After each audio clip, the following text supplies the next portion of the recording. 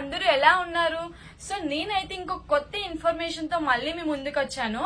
So ఎవరైతే intermediate complete అయిపోయి degree or BTech చేద్దాం అనుకుంటున్నారో వాళ్ళకి వీడియో ష్యూర్ గా హెల్ప్ అవుతుంది. సో అసలు ఏ స్కాలర్షిప్, ఇయర్లీ ఎంత వస్తుంది, ఏ డాక్యుమెంట్స్ కావాలి, అసలు ఎలిజిబిలిటీ ఏంటి, ఎవరికి వస్తుంది ఎవరికి రాదు, రిజర్వేషన్ ఉండాలా, so everything A to Z process మొత్తం ఎక్స్ప్లెయిన్ చేస్తాను. సో నేనైతే కింద డిస్క్రిప్షన్ లో ఒక లింక్ అయితే ఇస్తున్నాను. లింక్ ఓపెన్ చేసే ప్రాసెస్ ఎలా అనేది అయితే చెప్తాను. సో చూడండి, డిస్క్రిప్షన్ లో లింక్ అయితే ఇస్తాను. ఆ లింక్ ఇచ్చిన తర్వాత మీకు ఇంటర్ఫేస్ అనేది ఇలా ఓపెన్ అవుతుంది.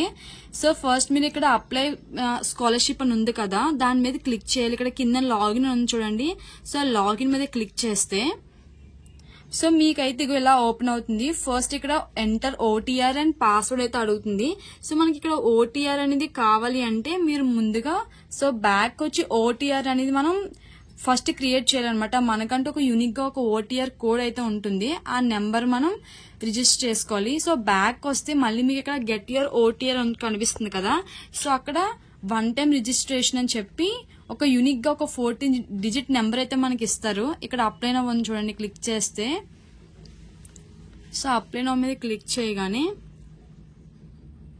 సో మనకైతే ఇలా ఇంటర్ఫేస్ అనేది ఓపెన్ అవుతుంది. ఇన్ కేస్ మీరు ఇప్పుడు స్టార్టింగ్ కాబట్టి ఇంకా మీకు ఇందులో న్యూ యూజర్ కాబట్టి ఇక్కడ మీరు రిజిస్టర్ యువర్ సెల్ఫ్ అని ఉంది కదా. సో రిజిస్టర్ యువర్ సెల్ఫ్ మీద క్లిక్ చేస్తారు.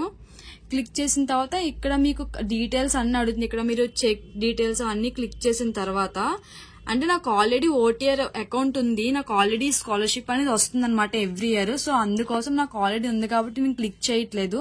సో మీరు చెక్ బాక్స్ అని క్లిక్ చేసిన తర్వాత నెక్స్ట్ క్లిక్ చేస్తే మీకు నెక్స్ట్ రిజిస్ట్రేషన్ మొబైల్ నెంబర్ అడుగుతుంది. నెక్స్ట్ మొబైల్ నెంబర్ వెరిఫై అయిన తర్వాత ఈ కేవైసీ అడుగుతుంది అనమాట. మీ ఫోటో, ఆధార్ అన్ని అడుగుతుంది. తర్వాత ఫైనల్ గా మీకు ఫినిష్ స్టెప్ అనేది ఉంటుంది. సో ఫినిష్ చేసిన తర్వాత సేమ్ మీ ఏ నెంబర్ అయితే ఇచ్చారో మొబైల్ నెంబర్, ఆ మొబైల్ నెంబర్ కి మీకు ఓటీఆర్ నెంబర్ అనేది వస్తుంది. OTR number and temporary password అయితే వస్తుంది అనమాట. మెసేజ్ వచ్చిన ఓటీఆర్ నెంబర్ నెక్స్ట్ పాస్వర్డ్ తీసుకొచ్చి మీరు లాగిన్ అవ్వాలి. మళ్ళీ బ్యాక్ వస్తే సో అప్పుడు మళ్ళీ ఇక్కడ ఓటీఆర్ నెంబర్ నెక్స్ట్ పాస్వర్డ్ ఏదైతే మీకు మొబైల్ నెంబర్కి వచ్చిందో సో ఆ నెంబర్ మీరు క్లిక్ చేసి ఇక్కడ క్యాప్చా ఎంటర్ చేసి ఇక్కడ లాగిన్ అయితే మీకు లాగిన్ అయిన తర్వాత ఒక ఇంటర్ఫేస్ అనేది ఓపెన్ అవుతుంది. నేను లాగిన్ అయి చూపిస్తాను, ఆగండి నాది. సో నేనైతే నాది లాగిన్ అవుతున్నా. లాగిన్ అయిన తర్వాత మనకైతే ఇలా కనిపిస్తుంది. ఇక్కడ ఆల్రెడీ మా అప్లికేషన్ లో నేను ఆల్రెడీ అప్లై చేశాను ఈ స్కాలర్షిప్. నాకు స్కాలర్ కూడా వస్తుంది. ఇదిగోండి ఈ అప్లికేషన్ ఐడి, అకాడమిక్ నెంబర్ అన్నీ ఉన్నాయి. ఇయర్ ఇంకా రెన్యువల్ చేయలేదు, అందుకే రెన్యువల్ చేయమని చెప్పి చూపిస్తుంది అనమాట. సో మీరు ఇంకా ఫస్ట్ కాబట్టి సో ఇక్కడ అప్లై ఫ్రెష్ ఉంది కదా, ఇది మీరు క్లిక్ చేస్తే మీకు ఇలా ఓపెన్ అవుతుంది అనమాట. సో ఇక్కడ మీరు చెక్ బాక్స్ క్లిక్ చేసిన తర్వాత సో ఇక్కడ సో నెక్స్ట్ ఆ అగ్రీ మీద క్లిక్ చేస్తే మీకు ఏ స్కాలర్షిప్ అనేది మీకు కనిపిస్తుంది అక్కడ. అండ్ ఇక్కడ డొమైన్ స్టేట్ ఆంధ్రప్రదేశ్, నెక్స్ట్ మీరు ఏ scholarship category, next application type ఇవన్నీ అడుగుతుంది. సో క్లిక్ చేసిన తర్వాత అప్లై మీద క్లిక్ చేస్తే మీకు అక్కడ ప్రగతి స్కాలర్షిప్ అయితే కనిపిస్తుంది అనమాట. దానికి అప్లై చేసిన తర్వాత కొన్ని ప్రాసెస్ అయితే అడుగుతుంది. అసలు ఏ డాక్యుమెంట్స్ ఏం అప్లోడ్ చేయాలి అన్ని అడుగుతుంది. అండ్ ఎలిజిబిలిటీ అవన్నీ చూపిస్తుంది. అయిన తర్వాత మీరు ఎలిజిబిలిటీ అయితే దానికి మీకు స్కాలర్షిప్ వస్తుంది అనమాట. ఎవ్రీ ఇయర్ 50,000 అయితే వస్తుంది. సో యాక్చువల్లీ నాకు ఆల్రెడీ అకౌంట్ ఉంది. సో అందువల్ల చెప్పి నేను చేయడం ప్రాసెస్ చూపించలేకపోతున్నాను. అండ్ నేను మా కజిన్ ఎవరిదైనా తీసుకొని మీకు ప్రాసెస్ అనేది చేసి చూపిస్తాను.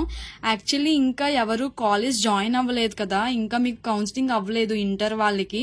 సో అందుకోసమే అనమాట. ఇంటర్ అయి కాలేజ్ జాయిన్ అయిన తర్వాత నేను మా చెల్లిది ఎవరిదైనా తీసుకొని వాళ్ళకి నేను అప్లై చేస్తాను. అప్లై చేసిన తర్వాత ప్రాసెస్ అనేది నేను వీడియో అప్లోడ్ చేస్తాను. ప్రెసెంట్ నేను ఎందుకు చెప్తున్నాను అంటే మీరు జాయిన్ అయిన తర్వాత కాలేజ్కి వెళ్ళి తప్పకుండా మీరు తీసుకోవాల్సిన డాక్యుమెంట్స్ అయితే ఇవన్నమాట. First Aadhaar card, mandatory Aadhaar card. Next Aadhaar కార్డులో నేమ్స్ అవన్నీ చెక్ చేసుకోండి. ఎస్ఎస్సి ఇంటర్మీడియట్ ఎలా ఉన్నాయో అలానే ఉండాలి. ఆధార్ కార్డులో కూడా మిస్టేక్స్ వస్తే మాత్రం రిజెక్ట్ అవుతుంది.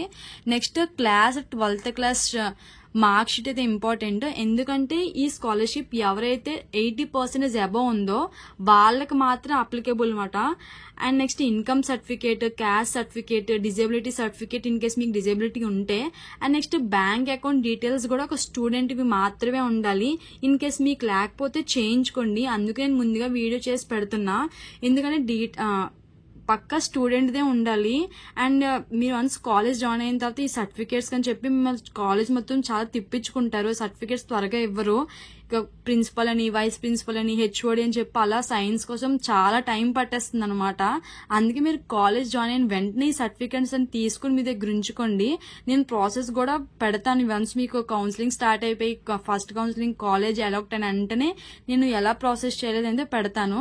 Next passport size photo, next college admission, ఇంకా నెక్స్ట్ ఏఐసిహెచ్ కోడ్ అంటే మీ కాలేజ్ అనేది ఏఐసిటి వాళ్ళతో ఆ కాలేజ్ లో లిస్ట్ అయితే మీకు కోడ్ కూడా ఉంటుంది మీ కాలేజ్ కి. అండ్ ఆ కోడ్ కూడా మీ కాలేజ్ వాళ్ళు అడిగితే చెప్తారు. అండ్ నెక్స్ట్ మొబైల్ నెంబర్, ఇవన్నీ డాక్యుమెంట్స్ మీకు ఉండాలి. నెక్స్ట్ ఇంకోటి ఏంటి అంటే, అండ్ గర్ల్స్ కి మాత్రమే ప్రగతి స్కాలర్షిప్ అనేది అయితే అప్లై అవుతుంది, బాయ్స్ కి అప్లై కాదు. అండ్ కానీ ఒకసారి మీరు ఎన్ఎస్పి స్కాలర్షిప్ లో ఇంకా చాలా స్కాలర్షిప్స్ అయితే ఉంటాయి బాయ్స్ కి కూడా. వన్స్ మీరు ఇంట్రెస్టెడ్ గా ఉంటే ఒకసారి వెళ్ళి వెబ్సైట్ లో కూడా చూడండి. అంటే నేను ఎన్ఎస్పి లో ప్రగతి స్కాలర్ కి అప్లై చేశాను. ఎందుకంటే నేను గర్ల్ కదా, నేను దానికి ఎలిజిబిలిటీ. అండ్ మొత్తం సెంట్రల్ గవర్నమెంట్ ప్రకారంగా మొత్తం కొంతమందికి మాత్రమే ఈ స్కాలర్షిప్ అనేది వస్తుంది అనమాట. అండ్ మీరు అప్లై చేసిన తర్వాత అందరికీ వస్తుందని కూడా ఉండదు. వాళ్ళు సెలెక్ట్ చేస్తారు. టాప్ 50,000 మెంబర్స్ అని, టాప్ 10,000 మెంబర్స్ అని సెలెక్ట్ చేసి ఇంటర్లో హైయెస్ట్ మార్క్స్ వచ్చిన వాళ్ళందరికీ తీస్తారు. అంటే లైక్ రిజర్వేషన్, క్యాస్ట్ అవన్నీ చూసి వచ్చిన marks, income certificate, proof, so అన్ని చూసిన తర్వాత మనకి అప్పుడు సెలెక్ట్ చేస్తారనమాట. బట్ అప్లై చేయడం మంచిది కదా, ఎటువంటి ఫీజు కూడా ఉండదు అప్లై చేయడానికి. జస్ట్ అప్లై చేస్తే చాలు. ఇన్ కేస్ మీరు లక్ బాగుండి మీకు మంచి మార్క్స్ వచ్చి ఉంటే మీరు సెలెక్ట్ అవుతారు. ఎవ్రీ ఇయర్ 50,000 వస్తుంది. ఎందుకు 50,000 వదులుకోవడం మనం? సో అందుకోసం అయితే వీడియో చేస్తామట. ముందుగా మీరు ఇన్ కేస్ కాలేజ్ జాయిన్ అయితే ఫస్ట్ మీ డాక్యుమెంట్స్ అన్ని తీసుకోండి. అండ్ ఇన్ కేస్ మీకు బ్యాంక్ అకౌంట్ లేకపోతే బ్యాంక్ అకౌంట్ చేయించుకోండి. సో ఇవన్నీ మీరు ముందుగా చేసి ఉంచుకుంటారని చెప్పి వీడియో అయితే చేస్తున్నా. అండ్ ప్రాసెస్ కూడా నేను షూర్ గా తర్వాత అయితే అప్లోడ్ చేస్తాను. ఇంకా మరి ఇన్ కేస్ నేను చేద్దామన్నా సరే ఎవరు ఇంకా జాయిన్ అవ్వలేదు, వాళ్ళ సర్టిఫికేట్స్ తీసుకుని అప్లోడ్ చేసి చూద్దామన్నా. సో వన్స్ జాయిన్ అయిన తర్వాత నేను షూర్ గా అప్లై చేస్తాను.